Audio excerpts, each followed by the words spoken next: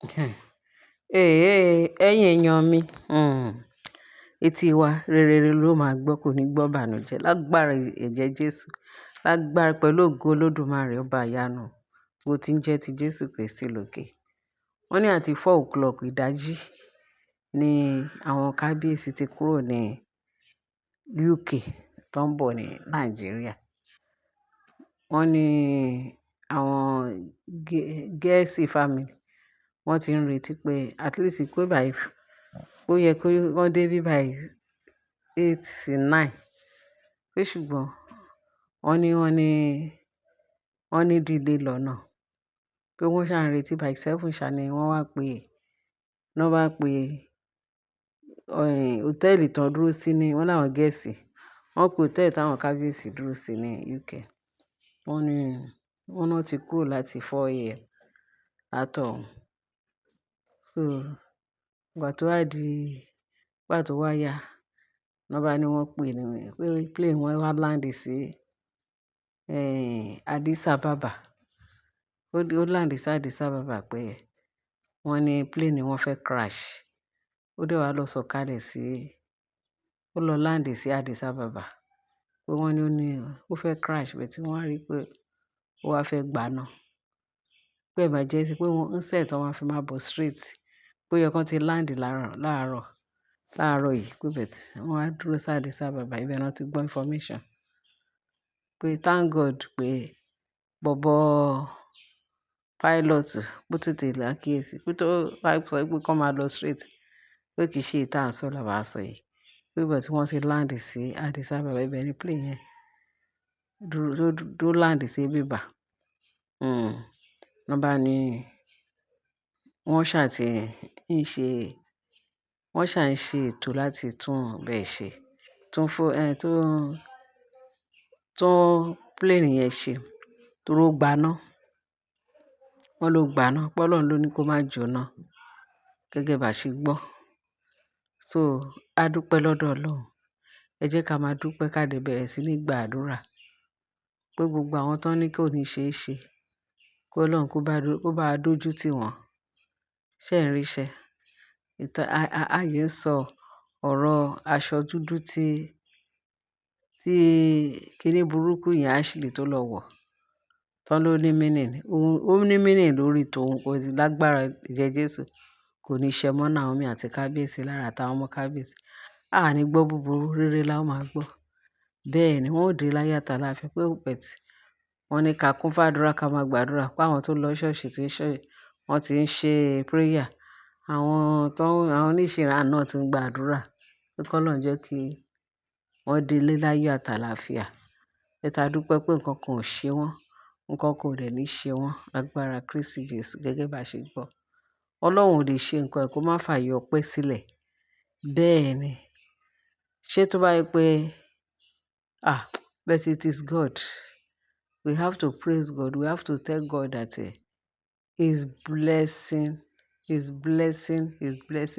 to reign forever in Jesus' name.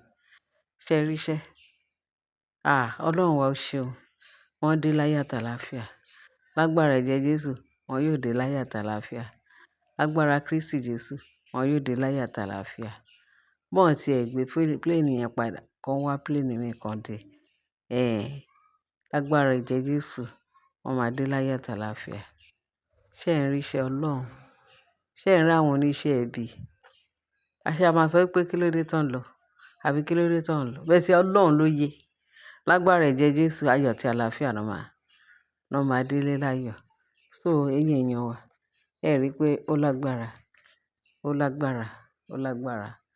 Agbára Ọlọ́run bẹ síbẹ̀. Láti lè máa rí agbára tó jẹ́ ti Ọlọ́run. Láti lè máa mọ bí Ọlọ́run ṣe lágbára tó. Láti lè máa mọ rírì Ọlọ́run nínú ayé wa. Ṣé ẹ rí ìpadàbọ̀ Naomi ní ààfin yìí?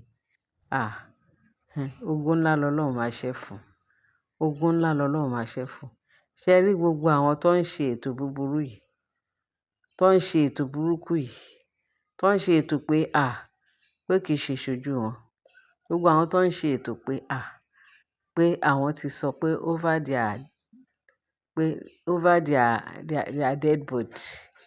ni wọ́n máa ṣe kínní yìí. Orúkọ Jésù Ọlọ́run ọba ìyanu. Ẹ̀yin ni ògbéni níjà kẹ́rù òbò níjà. Ẹ má ṣe wò pẹ́ tó. Ọlọ́run wá túbọ̀ gbè wá níjà kẹ́gbẹ́ Naomi níjà kẹ́gbẹ́ Naomi níjà kẹ́gbẹ́. Ẹni tó bá ní kò ní ṣe é ṣe kó ṣẹ̀yìn ẹ̀. Olúwa jẹ́ kó ṣẹ̀yìn ẹ̀.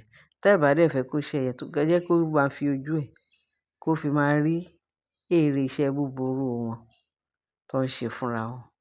Kọ́ máa jìyà ká fi wọ́n ṣẹlẹ́yà. Olúwa, ẹ̀yin lẹ mọ̀.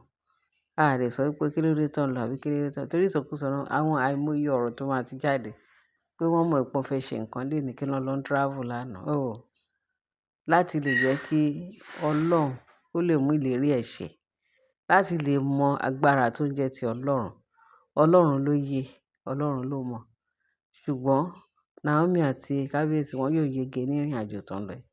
Wọ́n dé láyọ̀ àti àlàáfíà. Kọ́ lè sọ pé Olúwa ó ṣeun. Ẹ ṣé jàre, Jésù ṣeun.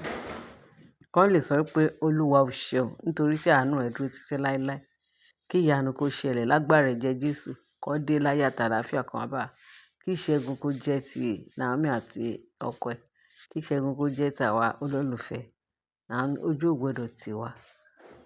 Wọ́n ò gbọdọ̀ ṣiṣẹ́, àṣìṣe ò ní bá wa. Àwọn ọ̀tá wa ló ní ìbànújẹ́. Kí ni èrè? Èrè kí ni fún ènìyàn? Kán jèrè gbogbo ayé, kán sọ ẹ̀mí wọn nù. Kò lè jẹ́ bẹ́ẹ̀. Àwọn ọlọ̀tẹ̀, àwọn ọ̀tá, àwọn ni ọ̀rọ̀ yìí bá wí lórúkọ Jésù. Naomi yóò yege, kábíyèsí yóò yege, gbogbo wa yóò yege. Á yìn Ọlọ́run lógo. Jésù Kristi, Olúwa àti olùgbàlà wa. Àmín. Àmín. Àmín Jésù, ẹ ṣeun. Ẹ ṣeun. Ẹ̀yin èèyàn wa, ẹ túbọ̀ jẹ́ kí ìyanu túbọ̀ ṣẹlẹ̀. Ẹ túbọ̀ gbé Naomi àti kábíyèsí lékè ibikíbi tó bá wà. Agbára ẹ̀jẹ̀ Jésù kó máa bá wọn gbé.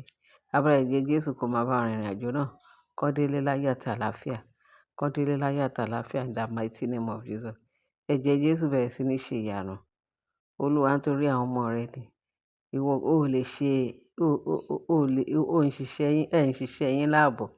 Aláṣepé lẹ èèyàn Ọlọ́run wa. Ẹ ṣe iṣẹ́ yìí ní àṣepé àti àṣeyanjú àti àṣeyọrí. Ká lè gbógo yín ga. Olúwa ẹ ṣeun. Olúwa ẹ ṣeun. Olúwa ẹ ṣeun. Olúwa ẹ ṣeun.